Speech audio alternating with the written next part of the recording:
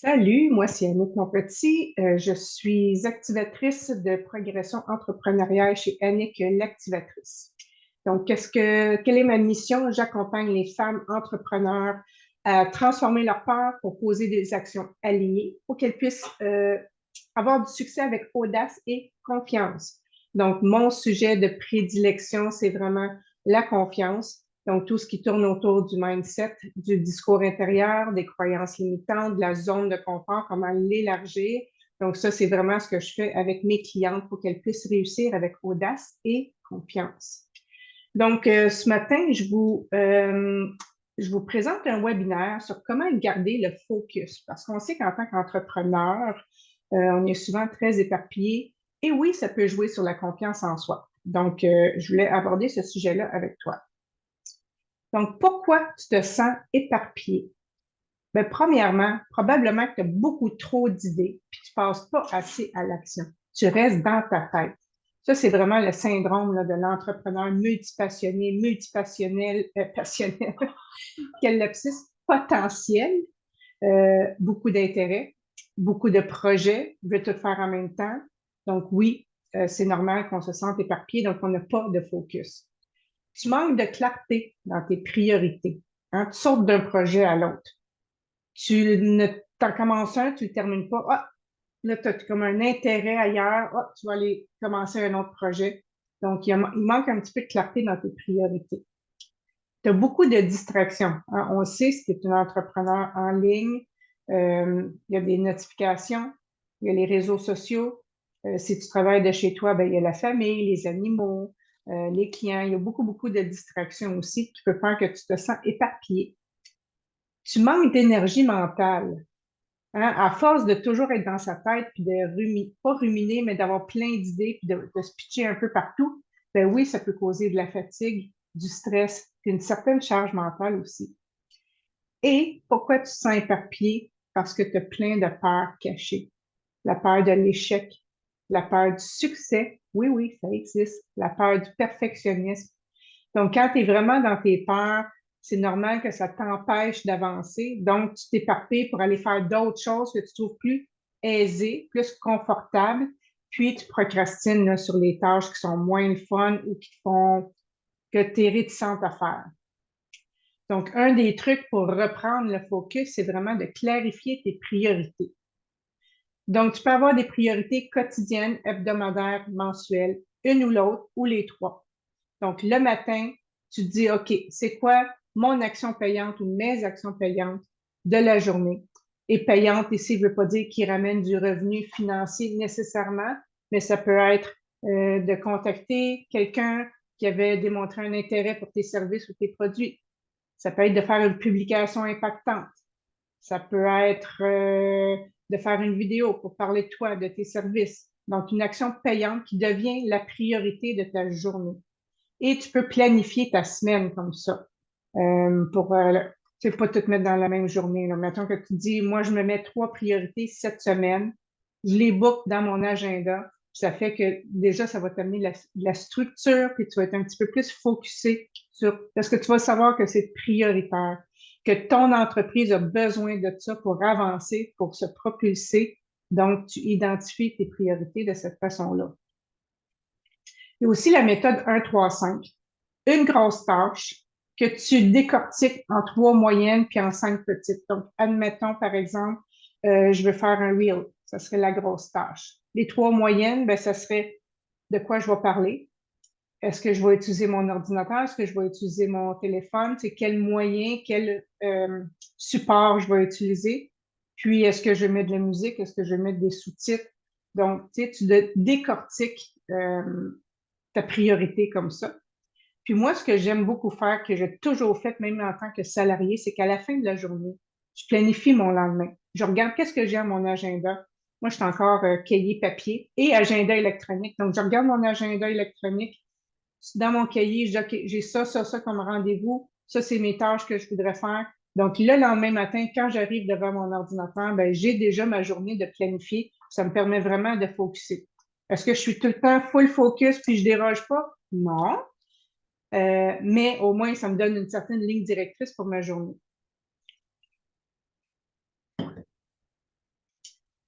Ensuite, d'autres techniques et stratégies pour garder ton focus. Moi, je travaille beaucoup par méthode de gestion du temps par bloc. Donc, si j'ai une tâche, admettons quand j'ai préparé le contenu du webinaire, ben, je m'étais mis des blocs de temps dans mon horaire pour travailler sur le contenu. Je me prends facilement 2 semaines d'avance. Et là, je me mets une bloc d'une heure, un autre bloc d'une heure. Puis, un petit peu comme 2 jours avant, là, je révise le tout pour être sûr qu'il n'y a pas de coquilles, que mes images sont correctes, etc. Donc, ça me permet d'étaler ça dans le temps, de laisser déposer aussi, parce que quand tu es en création de contenu, souvent, oui, c'est un premier jet, tu mets toutes tes idées, mais à un moment donné, tu laisses ça reposer, tu reviens, puis là, il y a d'autres idées, tu veux le peaufiner, tu le vois d'une autre façon. Donc, j'aime pas ça comme prendre un 3 heures puis le finaliser tout de suite. Ça, c'est moi. Tu peux le faire si toi, ça fonctionne bien pour toi. Mais gérer ton temps et tes priorités par des gestions de temps par bloc, moi, je trouve ça super efficace, puis ça te permet vraiment de focuser sur une chose à la fois. Un autre, je vais en parler plus tard. Utiliser un tableau de bord ou un outil de suivi. Donc, tu sais, j'en parlais tantôt, multipotentiel, multipassionné, beaucoup d'idées. Essaie de rassembler toutes tes idées au même endroit. Moi, j'utilise Trello pour plusieurs raisons, mais entre autres pour toutes mes idées. J'ai un tableau, objectifs et visions avec différentes cartes. Puis là, je mets toutes les idées que j'ai, mettons, le soir, je suis devant la télé, hop, il me pop une idée, je vais l'écrire là. Ou sur une feuille de papier que je transcris dans Trello par après. Mais à quelque part, pour que toutes tes idées soient au même endroit, comme ça va t'empêcher d'être tout éparpillé partout et de dire, ah, où est-ce que j'ai pris cette note-là? Où est-ce que c'est? Moi, j'ai plusieurs cahiers de notes, mais spécifiques. Toutes mes formations en ligne sont dans le même cahier. Tout ce qui a trait à mes projets d'entreprise, puis j'ai un autre cahier qui est comme mon agenda, mon carnet de bord quotidien, là, où est-ce que j'écris qu'est-ce que j'ai à faire, les rendez-vous, etc. Les distractions extérieures ou les objets brillants, ça te dit-tu quelque chose, là, les objets brillants? On est tellement sollicité, on voit tellement de choses sur notre fil d'actualité, par exemple sur Facebook ou n'importe quel réseau social. J'en suis venue, tu sais, au début, moi, ça fait 15 mois que je suis entrepreneur, on est 26 mars 2025. Ça fait 15 mois, donc oui, au début, tout ce que je voyais de gratuit, je sautais dessus. Ah, je le prends, je le prends, je le prends, je le prends. J'avais tellement le sentiment que j'avais besoin de tout ça. Mais à un moment donné, tu vas te rendre compte que pour pas justement être éparpillé, à surcharger ton agenda parce que là, il n'y a aucun focus là, on s'entend, il y en a trop. Ben, je priorise. Est-ce que j'en ai vraiment besoin maintenant? Est-ce que ça va me permettre d'atteindre mon objectif pour mon entreprise? Si c'est oui, OK, j'y vais. Si c'est non, attends quelques jours. On dit d'attendre à peu près un 72 heures avant de prendre une grande décision d'achat, que ce soit 100 pièces ou 3000 pièces. OK? Parce que moi, je sais que je suis comme ça. Des fois, je suis dans un trip là où, OK, j'ai vraiment le goût de prendre cette formation-là. Là. J'arrête pas d'y penser puis ça me revient tout le temps. Ben, une semaine et demie plus tard, je suis ailleurs déjà, là. Fait que, tu sais, des fois, prendre en considération, est-ce que j'en ai vraiment besoin maintenant? Est-ce que ça va être un game changer dans mon entreprise de prendre cette formation-là, cet outil gratuit-là, maintenant pour me faire avancer? Donc, tu gardes vraiment le focus sur ton objectif que tu t'es mis, soit pour le mois, pour l'année ou pour le trimestre. Te fixer des objectifs avec la fameuse méthode SMART, donc spécifique, mesurable, atteignable, réaliste et temporellement défini. On va le voir ici. Donc, le spécifique. Ton objectif doit éviter toute ambiguïté. Il doit être assez précis et facile à comprendre dans qu'est-ce qu'il y a à être accompli. Donc, quelques questions que tu peux poser, c'est quoi l'objectif exact? Pourquoi c'est si important? Qui est impliqué? Puis où et comment ça va se dérouler? Donc, tu décortiques vraiment ton objectif pour que ce soit le plus spécifique possible. Tu sais, je te parlais de la méthode de 1, 3, 5 tantôt. Ça pourrait être une bonne façon d'établir ton objectif où tu as un gros. Après ça, tu le décortiques en quelque chose de vraiment, vraiment précis. Puis là, il n'y a aucune ambiguïté. Un mauvais exemple d'un objectif spécifique, c'est je veux améliorer ma visibilité en ligne. OK, on comprend, mais comment, quand, c'est quoi les spécificités? Un bon exemple spécifique, ça serait je veux publier 3 posts par semaine sur LinkedIn pour accroître ma visibilité en tant qu'experte en confiance en soi. Ça serait très spécifique. Ça te dit quand, ça te dit où, ça te dit comment et le pourquoi. Ensuite, l'autre trait du SMART pour établir tes objectifs, c'est être mesurable. C'est quoi les critères mesurables qui vont te permettre de suivre le progrès et l'atteinte de tes objectifs? Donc, comment tu vas savoir que tu as atteint ton objectif? C'est quoi les indicateurs ou les chiffres que tu veux utiliser pour mesurer ta progression? Donc, un mauvais exemple, ce serait, je veux augmenter mes ventes. OK, on comprend, mais encore là, comment je vais le mesurer que j'ai augmenté mes ventes? Donc, l'objectif serait, je veux vendre 10 places pour mon prochain atelier en présentiel avant la fin du mois. Donc, tu as le combien, c'est ça le mesurable. Donc, si j'en ai 8, je vais savoir que je n'ai pas atteint mon objectif. Si j'en ai 12, je vais savoir que je l'ai dépassé.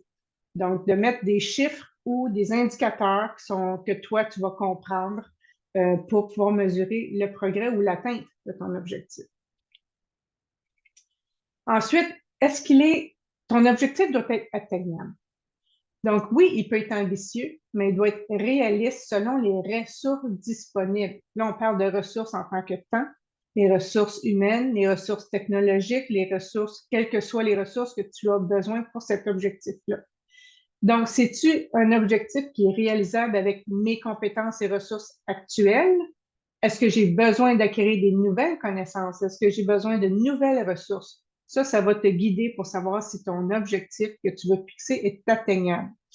Encore ici, un mauvais exemple. Je veux gagner 1 million de dollars en un mois alors que je débute. On s'entend, hein? C'est assez facile à comprendre que ce ne sera pas atteignable. Je veux atteindre un chiffre d'affaires de 5 000 dollars par mois d'ici 6 mois en vendant mes services de mentorat et mes ateliers. Ah, là, ça a plus de bon sens. Là, avec les compétences que j'ai, avec les ressources que j'ai en ce moment, c'est beaucoup plus atteignable. Donc, il faut que ça soit quand même réaliste. Et là, tu vas me dire, bon, ben, tu as parlé de réaliste, tu reviens avec réaliste. Mais ça, c'est un objectif réaliste ici, c'est autre chose. C'est vraiment que ça soit aligné avec tes aspirations, ta vision globale, ta grande vision, tes valeurs. Donc, c'est-tu en accord avec ma mission et ma vision, l'objectif que je me mets? Est-ce que c'est le bon moment pour travailler sur cet objectif-là? Peut-être que tu es en train de travailler sur plusieurs projets, puis l'objectif que tu es en train de mettre en place, ben, c'est pas ça sur quoi tu devrais travailler en ce moment. Est-ce que ça va vraiment apporter une vraie valeur ajoutée dans ton entreprise? Donc, est-ce que c'est réaliste? Mauvais exemple, je vais lancer une nouvelle ligne de vêtements en plus de mon activité de mentorat, même si c'est pas dans mon domaine. On s'entend que c'est pas vraiment réaliste. Ça va presque à l'encontre de ma grande vision d'entreprise. Oui, ça peut être une passion, mais ça va pas avec la vision de l'entreprise. Donc, un bon exemple d'un objectif réaliste, ce serait, je vais développer un programme de formation en entreprise sur la confiance en soi en cohérence avec mon expertise. Là, ça a le plus du bon sens. Là, c'est très cohérent. C'est aligné avec où je veux m'en aller et avec mes valeurs. Et ensuite, un objectif temporellement défini. C'est bien beau se fixer un objectif, mais si tu ne te mets pas un délai, un échéancier, ça peut durer toute une vie, cet objectif-là. Puis tu veux le mesurer pour savoir s'il est atteint. Donc, une échéance, oui, ça va te motiver et ça va structurer tes actions à prendre.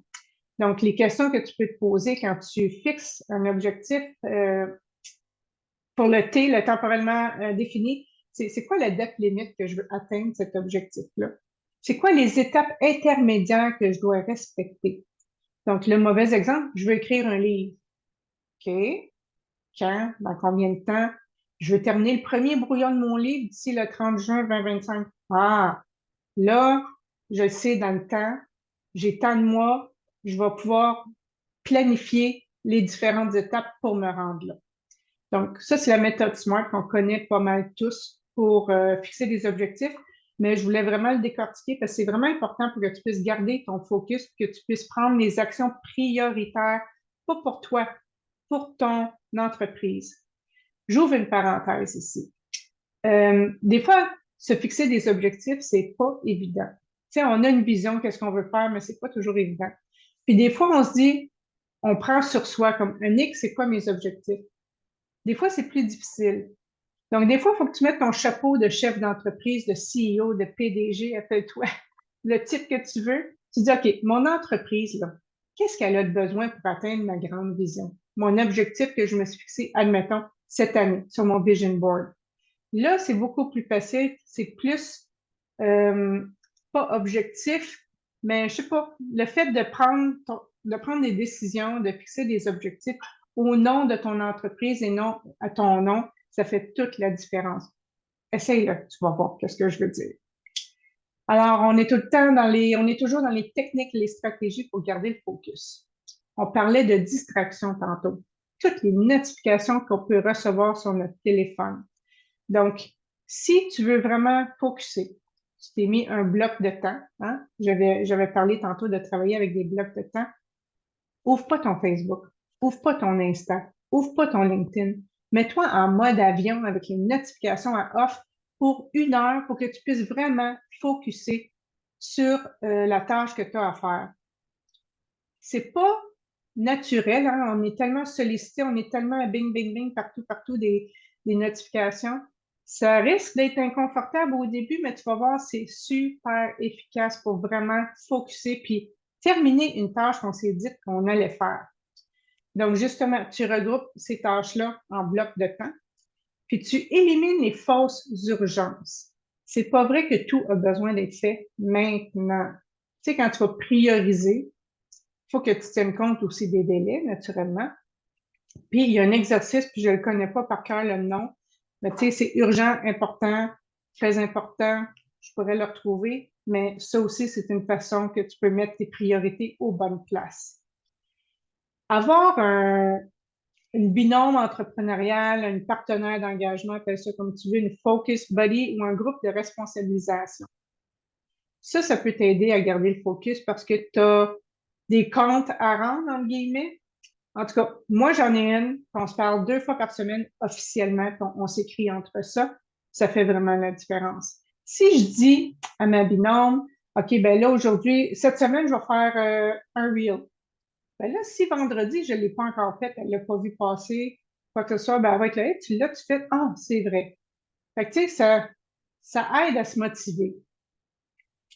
Ce qui est le fun aussi, c'est que tu peux noter tes victoires à chaque jour. Chaque pas que tu fais qui te rapproche de ton objectif, c'est un pas vers l'avant, et c'est une récompense, un accomplissement et une victoire, une réussite. Donc, pour moi, chaque pas est important. Il n'y a pas de petits pas, de grands pas. Chaque pas est important. Puis, ajuste ton plan chaque semaine en fonction de ces résultats-là. Donc, quand tu vas avoir atteint un objectif, OK, on passe au suivant. Donc, ça va te permettre de vraiment évoluer. Pour garder le focus aussi, c'est bien beau se mettre des priorités, des objectifs, mais il y a un élément qu'il faut vraiment pas négliger. Il faut vraiment mettre une priorité là-dessus, c'est comment gérer ton énergie et ta motivation.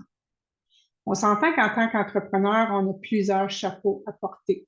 On a toutes les tâches, surtout quand on commence, on ne veut pas nécessairement déléguer parce que bon, on n'a peut-être pas les moyens financiers, on ne connaît peut-être pas les bonnes personnes non plus pour nous aider, donc on s'occupe de tout. Des médias sociaux, de notre comptabilité, de l'administration, de la prospection. Tu sais, tu es une entrepreneur.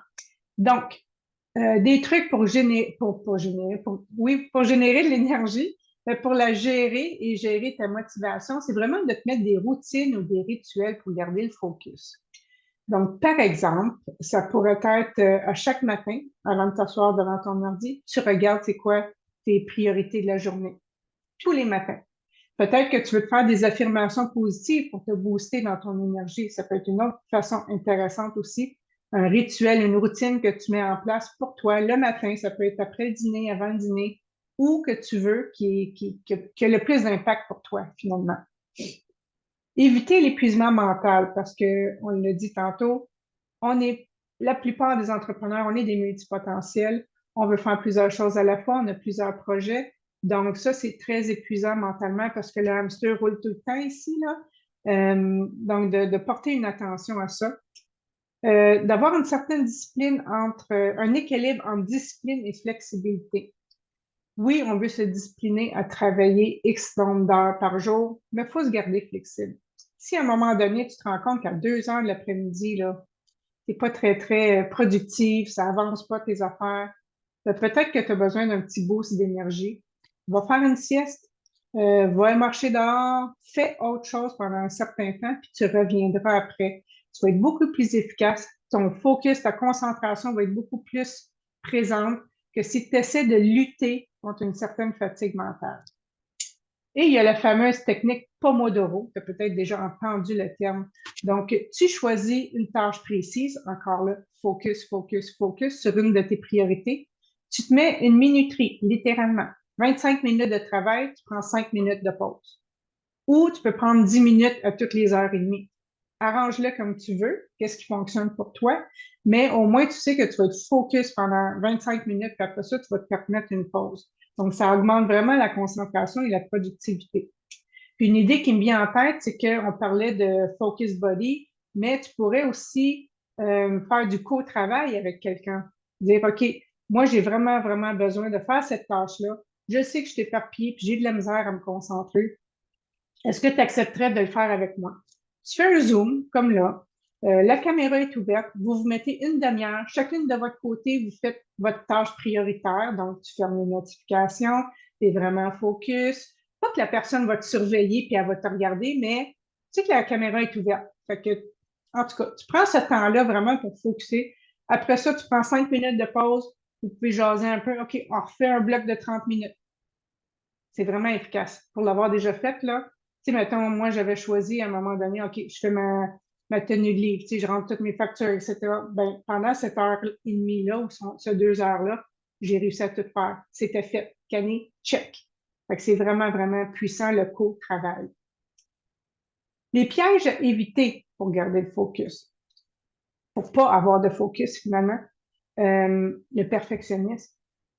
On perd énormément de temps à essayer que tout soit parfait, que ce soit une publication, que ce soit un visuel. La perfection, ça n'existe pas. Puis, ça l'enlève beaucoup de focus parce que là, on prend tellement de temps à faire ça qu'on n'a pas le temps de faire nos tâches prioritaires et payantes. Donc, essayez de faire attention à ça, le perfectionnisme. Euh, si tu es satisfaite avec quelque chose, publie-le, puis tu pourras toujours y revenir après sur ton visuel. C'est pas la fin du monde. Procrastination. Excuse-moi. Remettre à plus tard. Pourquoi tu remets les choses à plus tard? Parce que la tâche est plate? Ou y a-t-il une peur derrière ça? Ah ben non, je ne le ferai pas, mon vidéo. Ben peut-être parce que tu as peur de te montrer. Peut-être que tu as essayé de comprendre pourquoi tu procrastines tout le temps. Surcharge d'informations, ben on l'a dit, hein? Toutes les distractions, tout ce qu'on peut voir. Donc vraiment utiliser le mode avion ou fermer les notifications pour une période de temps où tu veux vraiment te concentrer sur une tâche.